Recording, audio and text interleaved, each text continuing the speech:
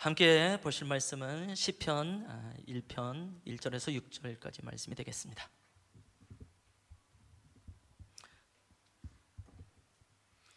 어마어마하게 유명한 말씀인데요, 우리 다 함께 1절서부터 6절까지 합독하도록 하겠습니다. 시작. 복 있는 사람은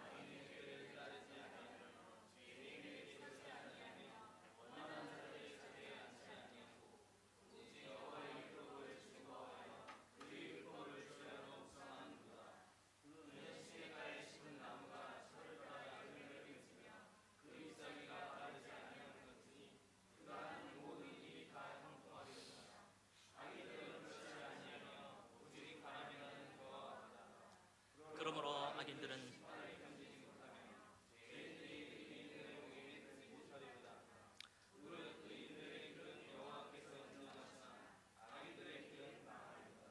아멘.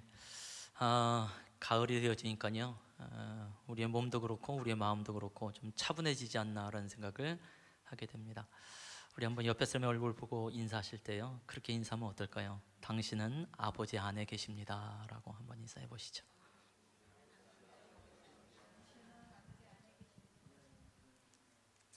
하나님이 우리 아버지 되심이 너무나 좋습니다. 그 아버지 안에 거하고 우리의 이 예배가 그 아버지 하나님의 품속 최소한 안방이 되어졌으면 좋겠다라는 생각을 늘 하게 되어지고요, 또 아버지와 함께 있다 보면 아버지께서 또 우리에게 말씀하시는 분이 아니겠습니까? 그래서 그 말씀을 우리가 귀담아 듣고 또 그 말씀대로 살아가며 또 말씀 안에 있는 복을 누리는 성도님들이 되셨으면 좋겠습니다. 한 주간 어떻게 사셨는지 모르겠는데 저는 휴가라는 것을 다녀왔습니다. 참 좋더군요. 제일 좋은 건 뭐 새벽 예배를 안 드린다 뭐 이런 거 반반이더만요. 육신이 쉬니까 좋은 것도 있고, 새벽 예배가 솔직히 그립기도 하고 또 그래서 내일서부터 진행되는 새벽 예배에 대해서 또 소망함을 갖게 되고, 또 하나님께서 누구보다도 나에게 무엇이라고 말씀하시는가, 또 성경에 있는 메시지를 통하여서 내가 무엇을 깨닫게 될 것인가, 그런 것에 대한 소망이 좀 일어나게 되는 것을 발견하게 되어집니다. 오늘도 변함없이 좀 말씀 안에 우리가 함께 있기를 원하는데요, 말씀을 준비를 하면서 제가 대학생 때 공부했던 이제 그 성경 공부 교재가 좀 떠올랐어요.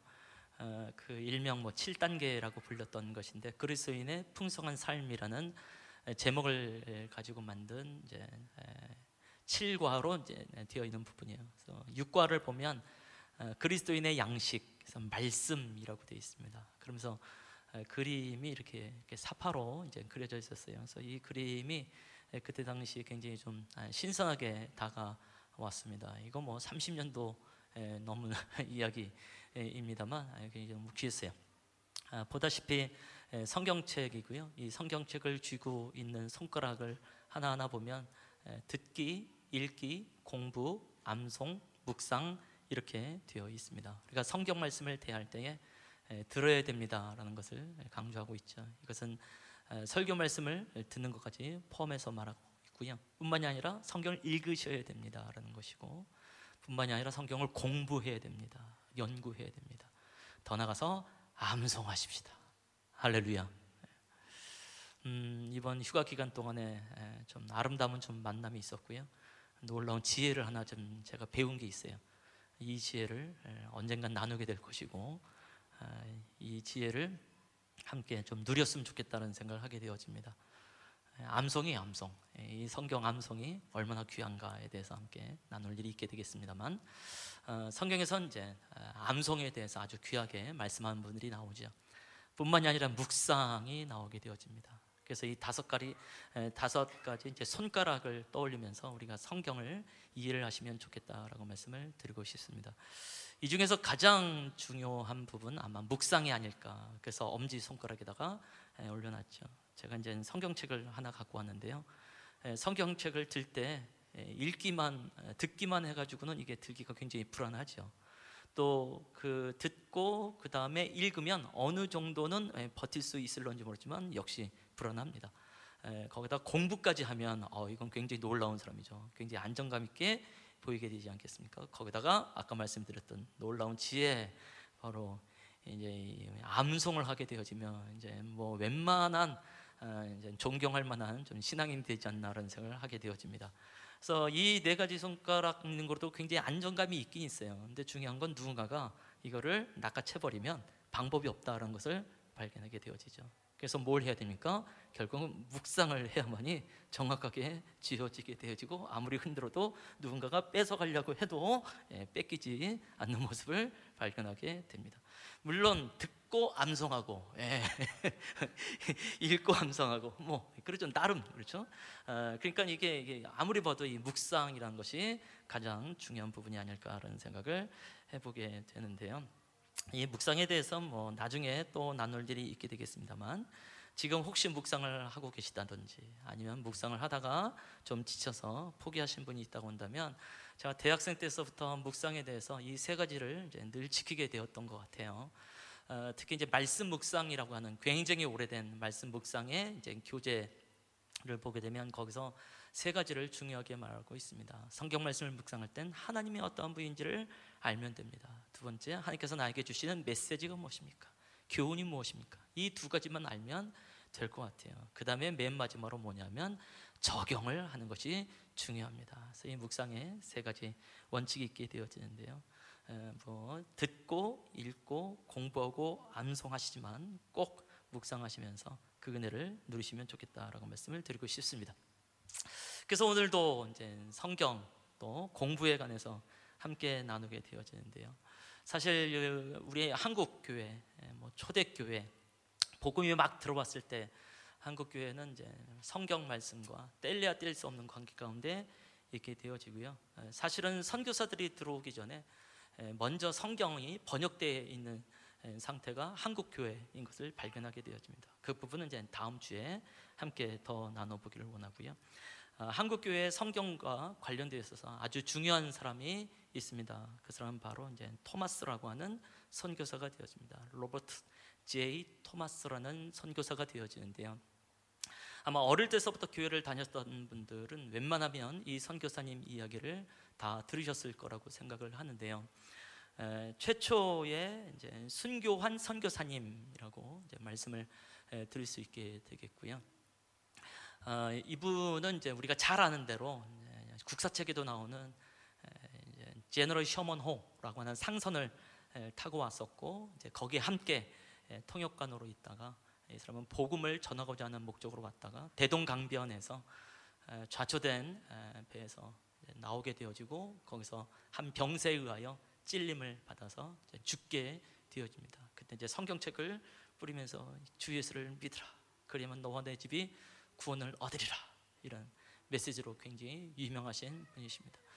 그래서 아무튼 주일학교 때 이분 이야기를 참 많이 들었던 것 같고, 또 설교로도 많이 이야기를 들었던 것 같아요.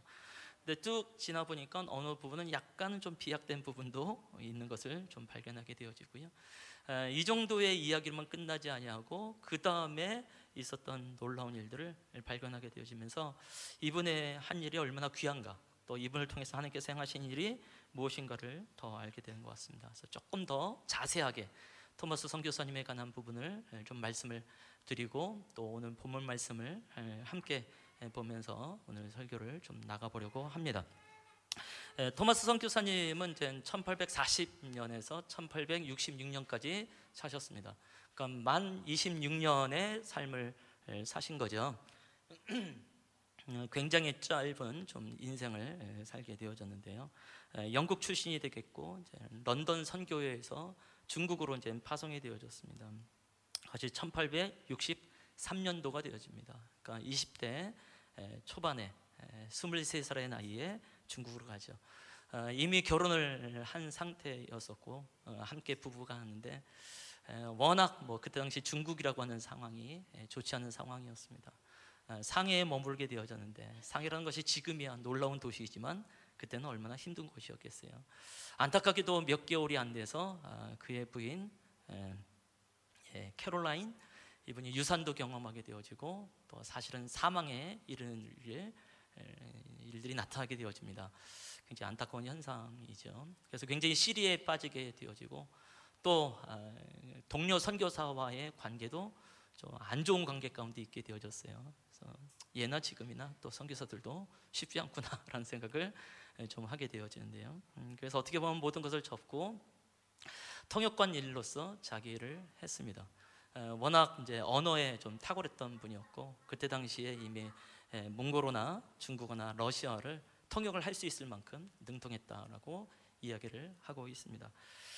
그런 중에 이제 한 선교사를 만나게 되어집니다. 알렉산더 윌리엄슨이라고 하는 이제 선교사를 만나게 되어지는데요. 이분이 중국 선교에 대해서 굉장히 열정을 갖고 있는 분이죠.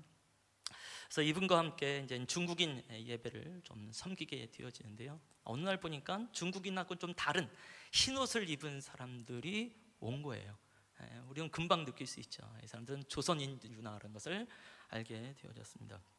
그래서 이분들하고 함께 이제 식사할 시간이 있었고 이 토마스 선교사도 이제 참석할 일이 있었는데 이야기를 들어보니까 천주교 교인들이었던 거예요. 그때 당시 뭐 어마어마한 이제 박해가 있었으니까 그 박해를 피해서 오고 또 거기까지 왔을 땐 또 많은 또 신앙에 모범이 됐던 분들이고 선교사를 돕던 분들이고 그래서 이분들과 함께 식사를 하면서 또 십자가 목걸이도 하고 있고 그렇게 예수를 믿고 있으면 식사 때 한번 식사기도 좀 하면 어떻겠냐고. 근데 식사기도를 또 기꺼이 하게 되어지고 그래서 이분이 굉장히 감명을 갖게 되어지고 중국이 아닌 조선이란 땅에 대해서 이제 관심을 갖게 되어졌죠. 그때에 이제 이분이 누가 떠올려면 자기가 대학 시절에 한 책을 읽었었는데요. 독일인 선교사 이제 이름도 되게 어려워요. 귀줄라프가라고 하는 독일 선교사가 이제 아시아권에서 선교를 쭉 하고 나서 그가 쓴 책이 있었는데 그 중에 조선에 관한 부분이 있었던 거예요. 그래서 제가 대학생 때 그 조선에 관한 이야기를 밑줄을 치면서 그 책을 읽었었던 기억이 나면서 아무리 봐도 우리는 성령의 인도합니다라고 느낄 수밖에 없지 않겠습니까? 거기다가 조선인 사람들을 만나게 되어지고 더군다나 뭐 개신교인은 아니라 할지라도 천주교인을 만나게 되어지니까 이분 안에 더 큰 흥분이 일어날 수밖에 없게 되어지는 것이죠. 그래서 기도하면서 그의 선교의 방향을 중국에서 이제 조선 땅으로 완전히 바꾸기로 결정을 합니다. 제가 아까 이제 대동강에서 이분 이제 순교를 했습니다라고 말씀드렸고 많은 분들이 이제 그렇게 이해를 하고 그래서 처음으로 한국에 도착하자마자 순교를 했구나라는 생각을 했는데 그건 아니더라고요. 역사를 쭉 거슬러 올라가게 되어지면 1866년이 아닌 1년 전 1865년 9월 달에 이제 먼저 한국을 한 2개월 반 정도를 이제 방문을 합니다. 아주 우리에게 아주 익숙한 도시가 섬이 나옵니다. 백령도입니다. 백령도. 그래서 백령도에 머무르게 되어지고 또 황해도의 해변 지역에 또 조금 머무르면서 준비한 아직까지는 뭐 그 한문으로 된 성경이지만 성경책을 나눠주고 전도지를 나눠주고 또 기독교 서적을 나누어주는 일들을 하게 되어졌죠. 백령도가 지금도 복음화율이 한 60%가 넘어간다고 합니다. 지금으로 따진다고 한다면 토마스가 그 발을 디뎠을 때가 한 150년 정도가 되어지죠. 그때 당시 150년 전에 토마스의 성경책 또 그 복음의 역사가 지금도 그런 열매를 갖고 있는 것이 아닌가라는 생각을 하게 되어지죠. 그리고 토마스는 이제 더 나아가서 사실 이제 한양으로 가려는 마음을 가졌는데 그게 쉽지 않았다고 하네요. 워낙 풍랑도 세고 그래서 어쩔 수 없이 이제 중국으로 다시 돌아가게 되어지고 이제 북경에 머무르게 되어집니다. 그러면서도 계속 어떻게 하면 조선을 갈 수 있을까라고 고민하던 차에 그때 당시에 이제 많은 이제 사절단들이 중국 땅을 오게 되어졌지요. 한국에서도 많은 사람들이 이제 사절단이 가게 되어지고 혹시 박규수라는 분을 역사책에서 기억을 하시는지 모르겠어요. 이제 그분을 필두로 여러 사람이 좀 오게 되어졌는데요.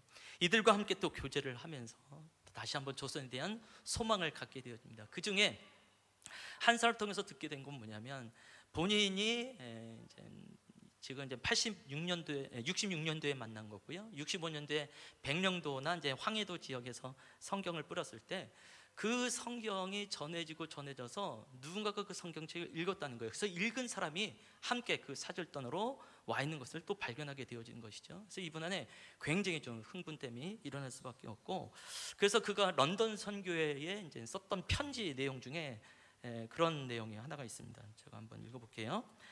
박가라는 사람이, 아마 이 사람이 평양 군수 그 감사였던, 평양 감사였던 박규수 이 사절단이 아닌가 싶은데요.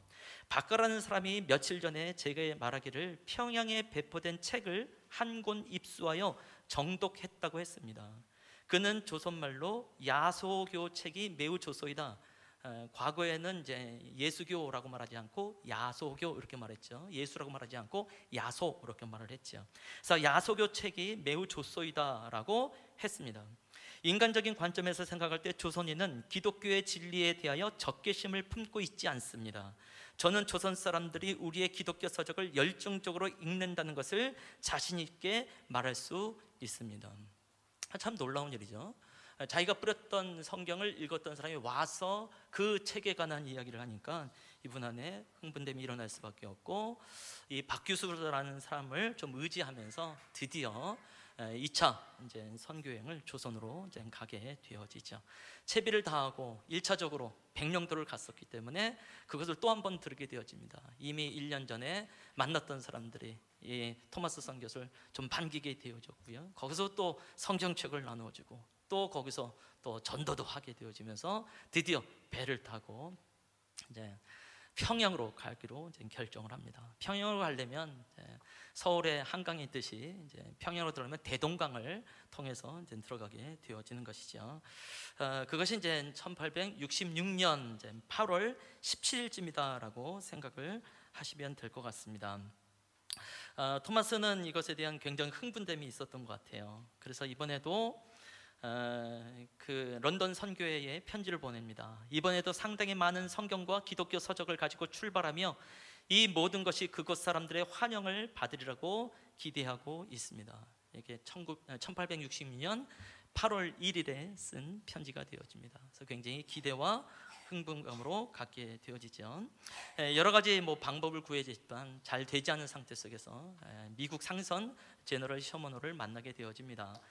조선에 가게 되어지고 통상을 하려고 하는데 통역관이 없기 때문에 통역관을 구하다가 이 토마스 선교사를 만나게 되어졌고, 토마스 선교사는 뭐 기도할 필요도 없이 이건 당연히 내가 타야 될 배라고 생각하고 함께 타면서 드디어 이제 대동강으로 들어가게 되어지는데요.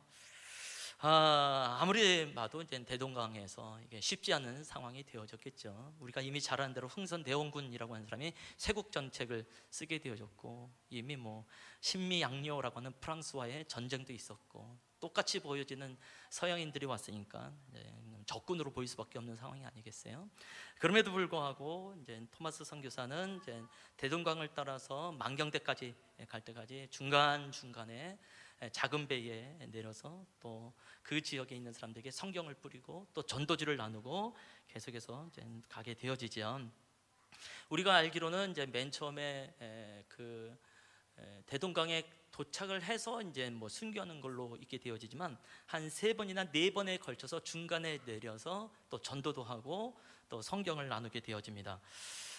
이 기록들을 어떻게 찾았는지 모르겠지만 이제 교회사에 대해서 연구하시는 분들이 기록 중에 그런 기록이 있습니다. 박민우라는 청년이 이제 성경을 받아보게 되어졌고요. 이 토마스 선교사가 어눌한 발음으로 조선어로 전도하는 것을 굉장히 흥미롭게 여겼다는 증언도 있게 되어주고요. 나중에 홍신길이라고 하는 사람은 소년이었었는데 외국에서 배가 왔다는 얘기를 듣고 2명의 소년 친구들과 함께 또 작은 배를 이끌고 그곳에 가서 토마스 선교사를 만나고 선교사에게 성경책을 받고 뭐 이런 일도 있게 되어지고요.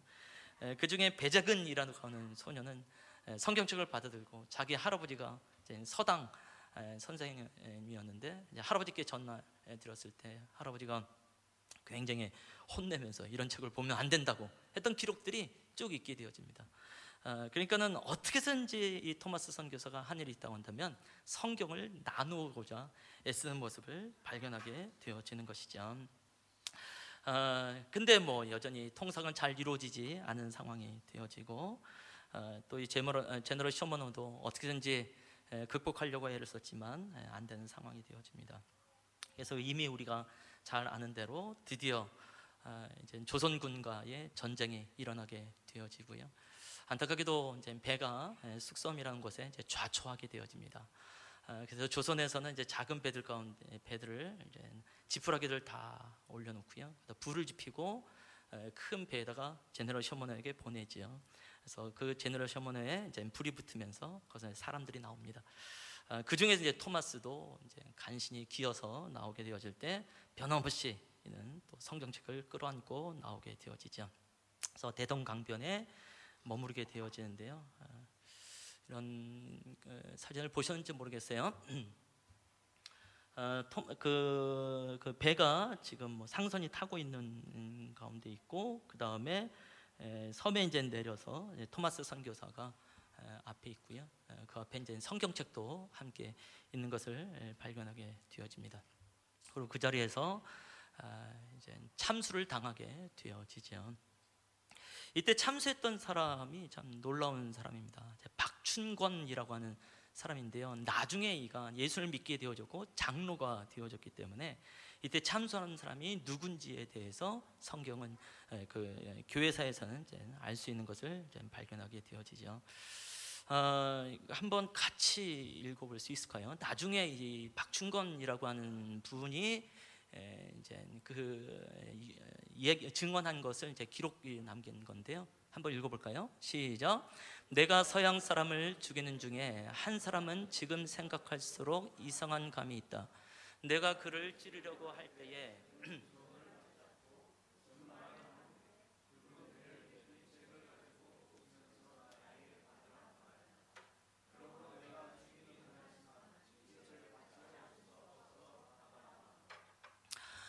여기서 붉은 배를 입힌 책, 결국 이것이 이제 성경책이 되겠죠.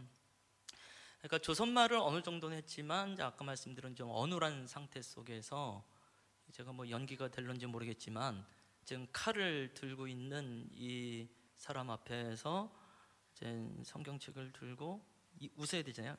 약간 웃으면서 야소, 야소, 야소 뭐 이랬겠죠. 안 되네요. 예. 여기서는 받았노라라고 되어 있지만 이제 직접 받지는 않았죠. 거기서 받으면 큰일 날 건 아니겠습니까? 이제 수많은 다른 병사들도 있는데 받지 않고 이 사람 이제 참수를 했어요. 그래서 그 다음 날인지 며칠 지나서인지 떠오른 거예요. 바로 이 모습이. 그래서 이제 가서 흩어져 있던 성경책 몇 권을 이 사람이 가지고 옵니다. 그리고 한 30년 정도의 시간이 지나면서 이제 뭐 마포 삼열이라는 선교사를 혹시 들어보셨는지 모르겠는데요. 그 사람이 이제 그 조선에서 평양에서 이제 선교를 할 때에 찾아갑니다. 그래서 내가 30년 전에 내가 토마스라는 선교사를 내가 죽인 사람이라고. 그러면서 회개하게 되어지고 예수를 믿는 일이 이렇게 되어지고요. 안주교회라는 곳에 이제 장로로서 섬기는 일들이 이제 나타나게 되어지죠. 놀라운 것은 이제 여기서만 끝나지 아니하고요. 이때 당시에 함께 또 대동강변에서 이 모든 광경을 지켜보고 있었던 김치량이라는 사람이 있었습니다. 당시의 나이가 이제 12살 정도밖에 안 되는 나이인데 성경책 3권을 이제 받아서 온 거예요. 근데 이게 금서란 말이죠. 성경책을 갖고 있으면 죽게 되어지니까 그때 이제 대동강변에 이제 입구를 이제 지키고 있는 박영식이라고 하는 관리인에게 그것을 줍니다. 근데 이 박영식이라는 이 관리인이 보니까 이게 종이가 재질이 좋은 거예요. 아직은 이제 한글 성경이 아니라 이제 한문 성경이 되어지는데 또 이게 한지류로 되어 있고 과거의 인쇄라고 하는 것이 앞뒤로 양면으로 하는 것이 아니라 앞면만 되어 있는 상태예요. 그러니까 종이질이 굉장히 좋으니까 이걸 도배지로 쓰기로 결정을 합니다. 그리고 찢지 않아도 되는 상황. 요즘이야 뭐 책을 이제 찢어야 분리가 되겠지만 과거에는 끈으로 묶어서 되어 있는 거니까 끈만 풀면 이게 이제 다 낱장이 되는 거예요. 그래서 그거를 자기의 전 집에다가 도배를 했습니다. 뭐 그때 당시에 뭐 방이 큰 방은 아니니까 벽에도 천장에도 바닥에도 이제 도배를 했지요. 그러면 이제 성경책이 보일 것 아니겠습니까? 말씀이 보일 것 아니겠습니까? 나중에는 이제 아까 말했던 그 김치량이라는 사람이 이 박영식이라는 사람의 집을 이제 사요. 그리고 이제 여관으로 쓰게 되어지고 아까 말했던 마포 삼열이라는 사람이 그곳에 들어가서 묵게 되어지는데 성경으로 도배된 이 방을 보게 된 것 아니겠어요? 그래서 이게 무슨 일이냐고 얘기를 쭉 들어보니까 이제 이런 역사가 있게 되어졌죠. 그러니까 당연히 그런 와중에서 김신랑이라는 사람들도 예수를 믿게 되어지고 박영식이라고는 이분도 예수를 믿게 되는 놀라운 일이 벌어지게 되어졌죠. 총신대에 이제 박영규 교수라는 분이 계십니다. 이분 이제 교회사, 한국 교회사에 대해서 또 상당히 이제 권위가 있는 분인데, 이분이 참 재밌는 상상을 좀 했어요. 이 상상이 저도 상당히 이제 마음에 듭니다라고 말씀을 좀 드리고 싶은데요. 벽도 그렇고 천장도 그렇고 바닥도 그렇고 다 성경으로 도배되어 있는 상태. 어떻게 보면 세계에서 가장 유일한 그 성경이 있는 말씀의 집 뭐 이렇게 봐야 되지 않겠냐, 최초의 집이 아니냐 이렇게 말씀하면서 나름대로 상상을 하신다는 거예요. 그래서 벽을 물끄러미 바라보면서 요한복음 5장 24절 말씀을 보게 된 거죠. 내가 진실로 진실로 너에게 이르노니 내 말을 듣고 또 나 보내신 이를 믿는 자는 영생을 얻었고 심판에 이르지 아니하나니 사망에서 생명으로 옮겼느니라. 말씀을 보게 될 거 아니겠어요? 그래서 영생에 관한 생각을 하게 되어지고 심판에 관한 생각을 하게 되어지고 뭔가 영적인 근심을 하게 되지 않겠습니까? 그러다가 삶 속에서 살아가면서 여러 가지 근심과 낙심이 있을 때에 천장을 딱 바라봤는데 요한복음 14장, 아까 제가 말씀드렸던 14장 1절에서 있는 3절, 1절에서 3절까지 있는 너희는 마음에 근심하지 말라. 나를 하나님을 믿으니 또 나를 믿으라. 내 아버지 집에 거할 것이 많도다. 내가 그 처소를 예비하노라 아버지께 가노라 라는 말씀을 들으면서 그가 근심에서도 벗어나지 않았을까라는 생각을 하게 된다는 거죠. 그러다가 이제 또 시간이 지나면서 우리가 토마스 선교사를 또 죽인 일에 대해서 너무나 안타까워하고 답답해할 때 바닥을 보니까 회개하라 천국이 갖고 왔느니라 라는 말씀을 보면서 또 그가 회개되어지고 또 예수를 만나게 되는 일이 있는 건 아닌가라는 생각을 한다는 거예요. 참 멋진 말인 것 같아요. 제가 알기는 우리 성도님들 중에 도배를 하시는 분이 계시는데 한번 성경이 말씀이 기록되어진 도배를 한번 해보시면 어떨까라는 생각을 살짝 해보기도 하게 되는 것이죠. 이것도 또 여기서 끝나지 않고요. 특히 이제 이 박충권 이분이 나중에 이제 예수를 믿고 나서요, 그의 조카가 그 조카 이름 갑자기 떠오르지 않는데요. 그 조카가 나중에 이제 평양에 있는 숭실대학교를 이제 다니게 되어지고요. 한 선교사를 만나게 되어지면서 그가 성경을 번역하는 일에 있게 되어지고 그때 당시 성경 번역의 3분의 2를 번역하는 일에 나가게 되어집니다. 엄청난 일들이 일어나게 되어지는 것이죠. 토마스가 간절히 원했던 것은 복음이지만 그 복음의 가장 확실한 통로가 된다는 것은 성경인 줄 알아서 어떻게든지 성경을 나누고자 애썼던 모습을 발견하게 되어지죠. 이것은 이제 토마스 선교사가 이제 순교한 것에 대해서 기념하기 위하여 아까 말씀드렸던 그가 줬던 숙섬이라는 곳에 세워진 기념 교회가 되어집니다. 토마스의 첫 자가 이제 T자가 되어지기 때문에 T자 형태의 모양으로 만들어졌다 이렇게 말을 하게 되어지고요. 이것은 이제 그 어떻게 보면 가장 최초의 한국 초대교회라고 말씀을 드릴 수 있을 텐데, 이거는 널다리꼴 교회라고 하는 것입니다. 이 널다리꼴 교회는 이제 한국 교회에 있어서 한국 복음화에 있어서 가장 중요한 분수령이 되는 것 중에 하나가 1907년에 있었던 평양 대부흥이거든요.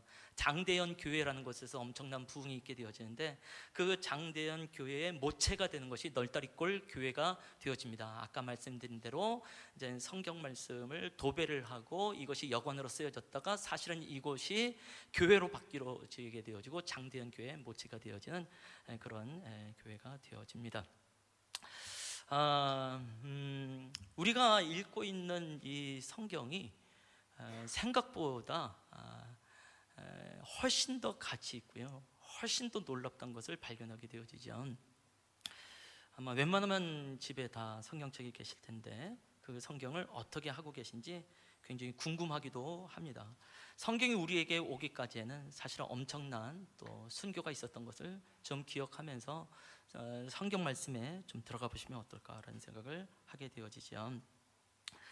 2세기 3세기에 활동했던 터툴리안이란 분이 있는데요, 이분은 그런 말씀하셨네요. 순교는 교회의 씨앗입니다. 그래서 교회는 순교자의 피를 먹고 자랍니다 라는 말을 했네요. 굉장히 무시무시한 말이죠. 이미 잘 아시는 대로 한국교회도 수많은 사람들의 순교에 의하여서 지금까지 우리가 한국교회가 부흥해 왔고요, 우리도 그 바탕을 가지고 예선교회로 세워진 것이 아닌가라는 생각을 할 수밖에 없습니다. 여전히 교회는 복음에 의하여서 목숨 걸고 헌신한 자를 통하여서 세워집니다라고 말씀을 드리고 싶은 것이죠. 오늘 우리가 함께 보는 이 말씀을 보게 되어지면 복 있는 사람이 누구인가에 대해서 말씀을 하고 있어요. 좀 부담스러운 제목일는지 모르겠습니다. 복 있는 사람은 성경을 공부하는도다. 아멘. 그러니까 1절은 복 있는 사람은 이라고 되어 있고 2절 말씀 속에서 맨 끝에 묵상하는도다 라고 되어 있거든요. 근데 이 묵상이란 말이 이제 무슨 말인가에 대해서 알게 될 때 사실 그것을 연구합니다, 공부합니다 라는 의미도 함께 갖고 있기 때문에 그래요. 조금 더 정확하게 말한다면 율법을 읊조리면서, 작은 소리로 읊조리면서 그것을 기억해내고 계속해서 생각합니다, 그리고 암송합니다 라는 의미까지 갖고 있는 것이 사실은 묵상하는도다 라는 의미가 있게 되어지죠.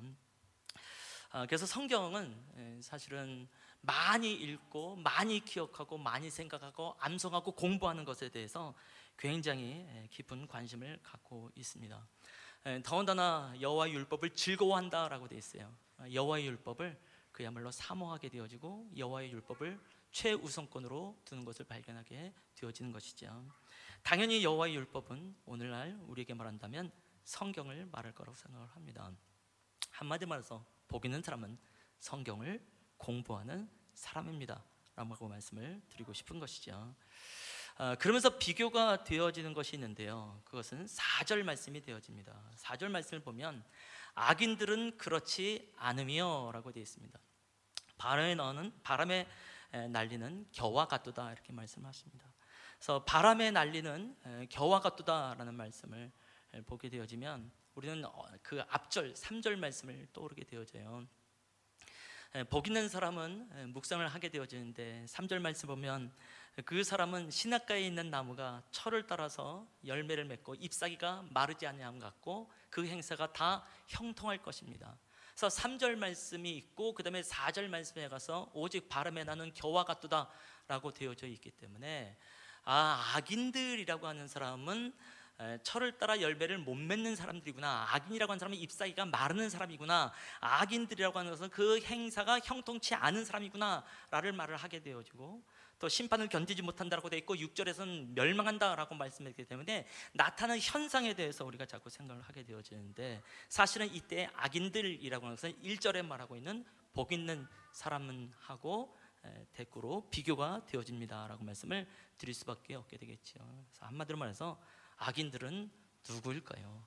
여호와의 율법을 즐거워하지 않는 자라고 말씀을 드릴 수 있겠고, 악인들이 누구일까요? 결국 여호와의 율법을 주야로 묵상하지 아니하며 라고 말을 해야 되지 않을까라는 생각을 하게 되어지고, 좀 더 우리에게 와닿게 말씀을 드린다고 한다면 악인들은 성경을 즐거워하지 아니하며, 악인들은 성경을 묵상하지 아니하며 라고 말을 해야 되는 것이 정확한 표현이 아닐까라는 생각을 해보게 됩니다. 조금 어렵죠. 그러면 내가 성경을 즐거워하지 아니하고 내가 성경을 읽지 아니하고 공부하지 아니하면 내가 악인이란 말인가 이런 생각을 하게 되어지니까 그렇게 말씀드리고 싶지 않겠습니다만, 사실 복 있는 사람이 하지 않는 세 가지가 있는 거예요. 1절 말씀을 보게 되어지니까 악인의 꾀를 따라가지 않습니다. 그리고 죄인의 길에 서지 않습니다. 그리고 오만한 자의 자리에 앉지를 않습니다.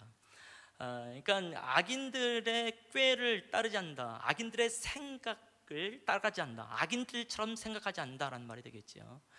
또 죄인의 길에 서지 않는다라는 것은 죄인처럼 행동하지 않습니다라고 말을 하게 되어진 것이고, 오만한 자의 자리에 앉지 않습니다라는 것은 오만한 자들과 함께 교제하지 않습니다라는 것을 말하게 되어지죠. 왜냐하면 여호와의 율법을 즐거워하고 여호와의 율법을 묵상하기 때문에 더 이상 악인과 같은 생각, 행동, 그런 관계 가운데, 교제 가운데 있지 않습니다 라고 말하는 거예요. 그런데 이 복 있는 사람도 역시 성경을 주야로 묵상하지 아니하며 공부하지 않고 연구하지 아니하고 즐거워하지 않게 되어지면 자기도 모르는 사이에 아마 악인의 생각을 하게 될 것입니다. 아마 악인의 행동을 하게 될 것이고 악인과의 무리의 교제 가운데 빠져들면서 자기의 향방을 잃어버리는 사람이 될 것입니다 라고 말씀하는 것을 보게 된 것이죠. 그래서 최소한 우리가 성경에 대해서 함께 읽지 아니하고 듣기 하지 않고 암송하지 않고 공부하지 않고 묵상하지 아니하는 자라 악인은이라고 말하지 않겠습니다만은 혹시 그들의 또 뒤를 따라갈 수 있을 만한 상황도 되어지니까, 그렇다 한다면 우리가 성경 말씀을 묵상하고 읽고 또 나가는 것이 우리에게 가장 축복이 아닌가라는 생각을 하게 되어집니다. 성경을 공부하지 않으면요, 결국 우리 안에 성경에 대한 오해가 일어납니다. 제가 말씀에 대한 뭐 이런저런 책을 보다가 한 가지 좀 그 일종의 뭐 예화죠. 이 책을 기록한 이제 목사님의 중학교 2학년 때 부흥회 때 참석했던 예화가 되어지는데요. 중학교 2학년 때 부흥회를 참석을 했대요. 그때 이제 부흥 강사님이 이제 다윗과 골리앗에 관한 이제 설교를 한 거지요. 다윗이 골리앗을 무너뜨리는데 이제 물맷돌 5개를 가지고 갔고 한 방에 골리앗을 무너뜨려 전쟁에서 승리하지 않습니까? 그때 이 부흥 강사님이 왜 다윗이 5개의 물맷돌을 가지고 갔는지 아십니까? 하면서 말씀하신 거예요. 첫 번째 돌은 믿음의 돌입니다. 두 번째 돌은 소망의 돌입니다. 세 번째 돌은 사랑의 돌입니다. 네 번째 돌은 은사의 돌입니다. 다섯 번째 돌은 능력의 돌입니다. 이 5가지 돌이 있으면 여러분들도 신앙에 성공할 수 있고 골리앗 같은 사람을 무너뜨릴 수 있습니다. 그러면 성도들은 아멘 하면서 엄청나게 은혜 받고, 이 책으로 설교를 하고 있는 이 목사님도 자기도 그때 당시에 엄청나게 은혜를 받았다는 거예요. 그런데 아무런 근거가 없다는 거죠. 이 5가지 돌이 왜 믿음, 소망, 사랑이고 은사이고 능력인지, 은혜는 받았지만 전혀 근거 없는 상황을 보면서 나중에 깨닫게 되는 것이죠. 사실 이제 골리앗이라고 말할 때 우리는 블레셋 장군으로 이해를 하고 있습니다. 블레셋이라고 하는 족속은요, 사실은 한 족속을 말하지 아니하고 5 족속이 연합되어진 족속이 되어집니다. 가드, 가사, 뭐 아스돗, 에글론, 또 아스글론이라고는 5 족속이 함께 모였을 때 그들이 블레셋이 되어집니다. 그리고 정확하게 성경을 보게 되어지면 이 골리앗이 블레셋의 장수가 아니라 가드 사람 골리앗이라고 되어 있어요.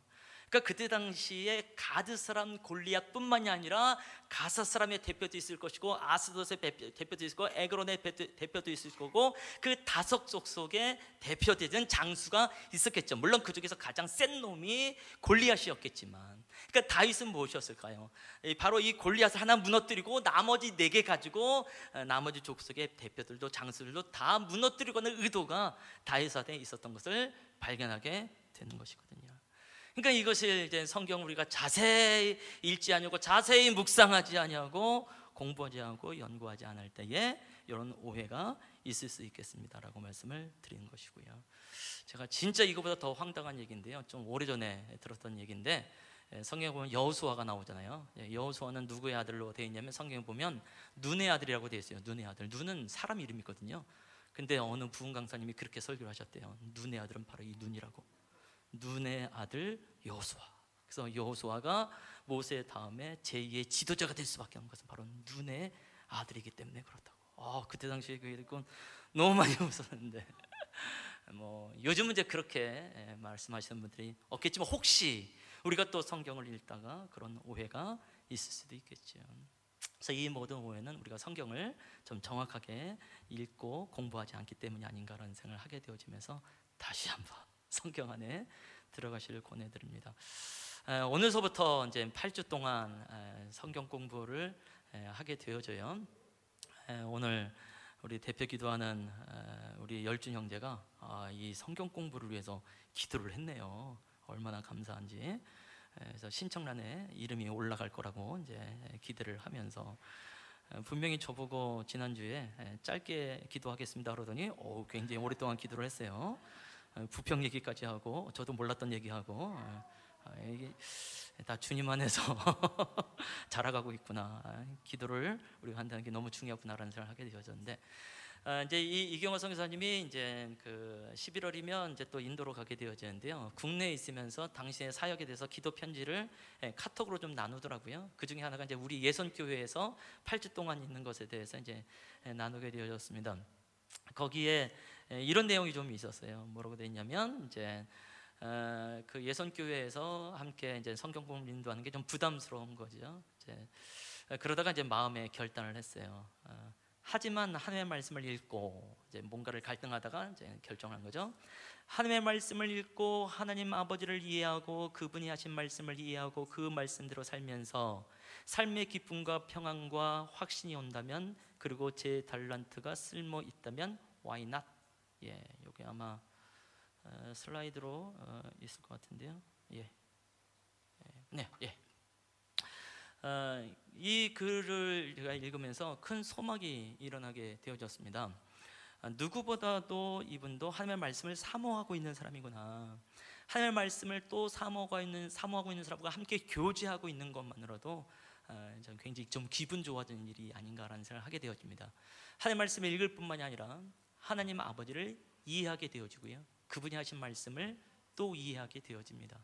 그 말씀대로 살기를 결단하게 되어지고, 그러다 보면 삶의 기쁨과 평강과 확신이 오는 것이 무엇인지 알게 될 줄 믿는 것이죠. 그리고 또 이렇게 나누는 것이 제가 지난주에 말씀드린 대로 또 이번에 또 달란트이기도 하거든요. 그렇다고 한다면 why not? 내가 못할 이유가 뭐겠냐? 그래서 결단을 하면서 이제 오늘 2시에 오게 되어집니다. 오늘도 등록을 하십시오라는 측면의 설교는 아닙니다만, 오늘뿐만이 아니라 앞으로도 또 예선기원에서 또 성경 공부하게 될 일이 있다고 한다면 좀 기꺼이 신청을 하면서 말씀 안에 거하시면 좋겠고, 할 수만 있으면 성경을 공부할 수 있는 환경 가운데 나아가면서 복 있는 사람의 그 축복을 누리는 우리 성도님 되시기를 축원합니다. 아멘. 자, 기도하겠습니다. 살아계신 하나님 아버지, 우리에게 성경이 오기까지 우리는 쉽게 이 성경을 사기도 하고 쉽게 성경을 받기도 하여서, 그러다 보니까 성경을 안 읽고 묵상하지 않으며 공부하지 않을 때가 참으로 많으나, 적어도 100여 년 전을 떠오르게 되어지면, 토마스 선교사가 이 땅에 왔을 때에 150년 전을 떠오르게 되어지면 이 성경책의 가치는 우리가 생각보다 훨씬 더 놀라운 것을 발견할 수밖에 없습니다. 하나님, 토마스 선교사가 그렇게 순교를 당하면서도 26살에 그 꽃다운 나이에 세상을 떠나면서도 간절했던 성경책 한 권을 나누는 것에 대해서 주님, 동일하게 오늘 그리스도인의 삶을 살고 있는, 성도로서의 삶을 살고 있는 우리 예선교회 성도 한 분 한 분들 가운데도 이 말씀의 소중함과 가치를 새겨주시옵시고, 말씀을 듣고 말씀을 읽고 말씀을 공부하고 말씀을 암송하고 말씀을 묵상할 수 있는 우리 성도들 될 수 있도록 인도하여 주시옵소서.